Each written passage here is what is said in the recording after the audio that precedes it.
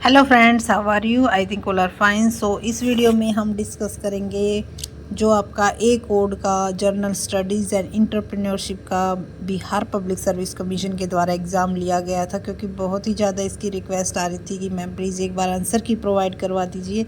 But time की shortage की वजह से नहीं प्रोवाइड करवा रहे थे। बट आपके इतने सारे कमेंट आए कि हमें जो है थोड़ा सा टाइम इसके लिए भी सोचा क्यों ना बच्चों की जो कन्फ्यूजन है, जो डाउट है वो क्लियर कर दी जाए। तो अगर आपको किसी भी तरह से कोई भी डाउट है किसी भी क्वेश्चंस के आंसर पे, तो प्लीज़ ज़रूर आप कमेंट में बताइएगा, ताकि जो मिस गाइड है वो बच्चे ना हो। क्योंकि एक दो क्वेश्चंस की जो है आंसर रोंग हो जाते हैं, पॉइंट ऑफ व्यू समझने का पॉइंट ऑफ व्यू हो डिफरेंस हो सकता है, या फिर नॉलेज की कमी भी हो सकती है। भाई कोई भी अपने आप में परफेक्ट नहीं होता, और हम तो अपने आप को बिल्कुल भी परफेक्ट नहीं मानते। तो इसीलिए अगर किसी क्वेश्चन पर आपको डाउट लगे, थोड़ा सा भी डाउट लगता है, तो कमेंट में ज़रूर बताइएगा, उसको दोबारा से चेक किया जाएगा, ठीक है। और नेक्स्ट पार्ट जब भी आएगा तो उसको डिस्कस कर लिया जाएगा, ताकि आपका डाउट भी क्या हो सके, क्लियर हो सके।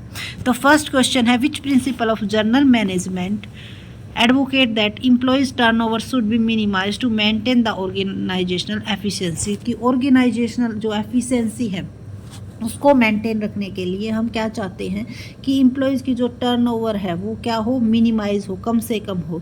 तो जो हमारा स्टेबिलिटी का प्रिंसिपल है वो यही कहता है, स्टेबिलिटी ऑफ पर्सनल। वैसे स्टेबिलिटी ही नाम है अकेला, बट यहाँ पे स्टेबिलिटी ऑफ पर्सनल लिखा हुआ है, तो इसी को हम राइट मानेंगे।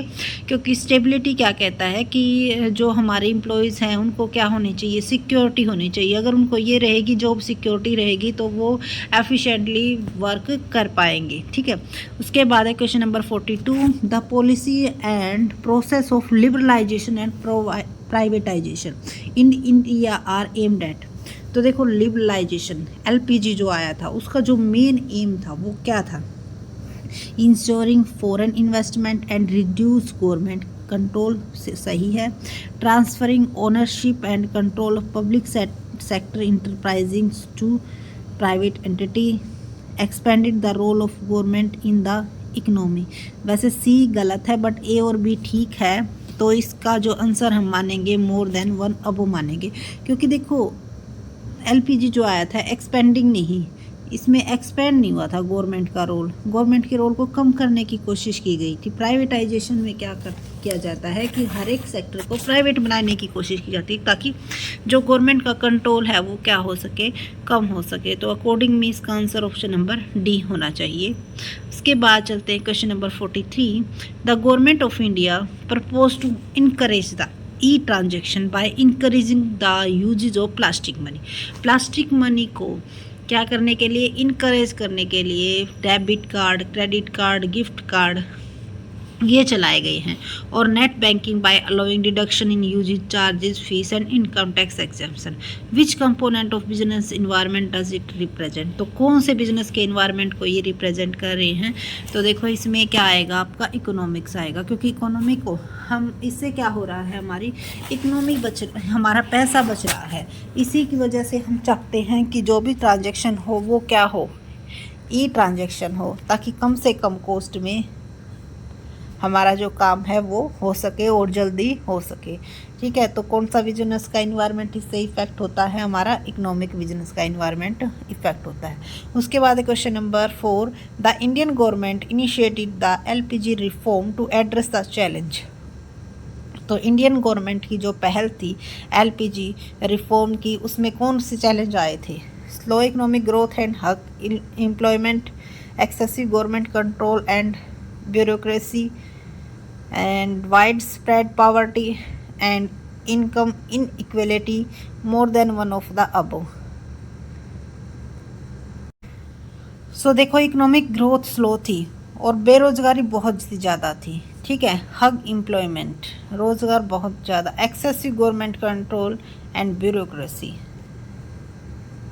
सो देखो, इनमें से अगर देखा जाए तो बहुत जो पॉइंट है वो वन से ज़्यादा ही अच्छे हैं, मतलब राइट है। Excessive government control and bureaucracy, government का कंट्रोल क्या हो रहा था, बहुत ही ज़्यादा हो रहा था। Wide spread poverty and income inequality, तो गरीबी भी बहुत ही ज़्यादा थी। क्यों? क्योंकि ओनली एंड ओनली अगर हम एक ही जगह पे बिज़नेस करेंगे तो हमारी जो कॉस्ट होगी वो ज़्यादा आएगी, बट जो प्राइस है वो हम ज़्यादा नहीं रख पाएंगे। क्यों? क्योंकि हमारी जो इसका जो राइट आंसर है वो ऑप्शन नंबर डी हो जाएगा, more than one of the above. Option number D हो जाएगा आपका इसका राइट आंसर 44 क्वेश्चन का।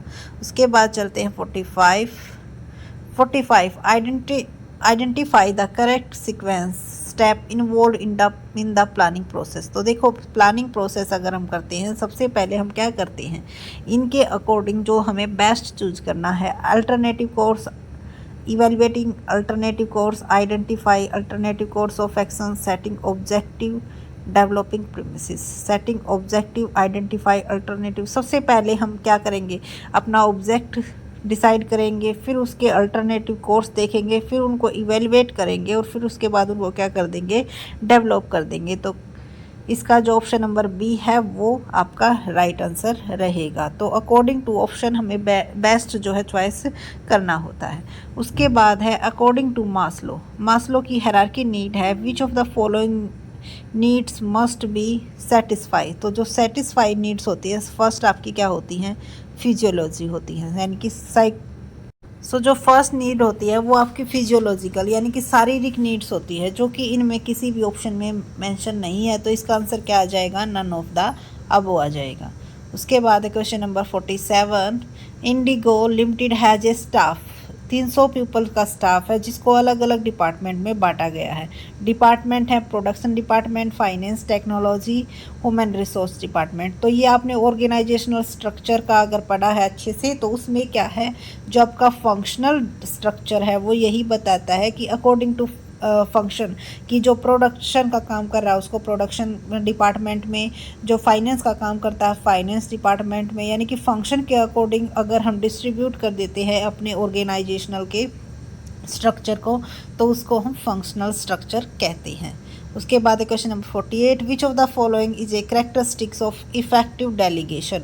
तो कौन सी जो है कैरेक्टरिस्टिक्स है इफेक्टिव डेलीगेशन की। देखो, सभी डिसीजन मेकिंग की पावर पूरी की पूरी हमें सबऑर्डिनेट के पास नहीं सौंपनी चाहिए। Granted limited decision making authority to the subordinate, granting appropriate decision making authority to the subordinate. तो एप्रोप्रिएट इतनी लिमिटेड भी नहीं होनी चाहिए कि जो वो काम कर रहा है उसको उसके डिसीजन लेने में भी दिक्कत आए, ठीक है। तो उसके पास क्या होनी चाहिए, डिसीजन मेकिंग की एप्रोप्रिएट पावर होनी चाहिए कि जितनी अथॉरिटी की उसे ज़रूरत है सबऑर्डिनेट को, उतनी उसको उसके लिए मिल जाए, ताकि जो डिसीजन ले सके वो क्या ले सके, टाइम पर ले सके। उसके बाद है question number 49, which of the following decision to be made while devising the strategy to staffing. सो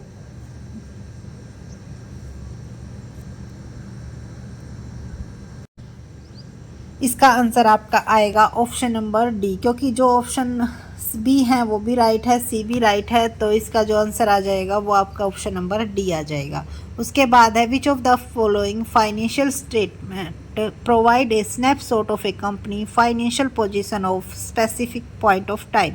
तो फाइनेंशियल पोजीशन को शो करती है किसको, स्पेसिफिक पॉइंट ऑफ टाइम में।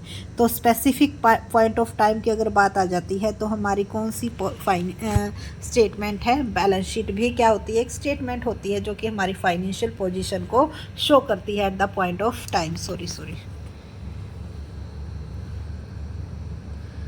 एक मिनट। सो नेक्स्ट क्वेश्चंस मिलेंगे नेक्स्ट वीडियो में। इस वीडियो में आपके जो 10 क्वेश्चन थे वो उनके आंसर की प्रोवाइड करवा दी है। नेक्स्ट जो 10 या 20 जितना भी हो पाएगा वो आपको नेक्स्ट पार्ट में अवेलेबल हो जाएंगे। So thank you so much. Video अच्छी लगी तो लाइक कीजिए, चैनल को सब्सक्राइब कीजिए एंड शेयर करना न भूलें। Thank you.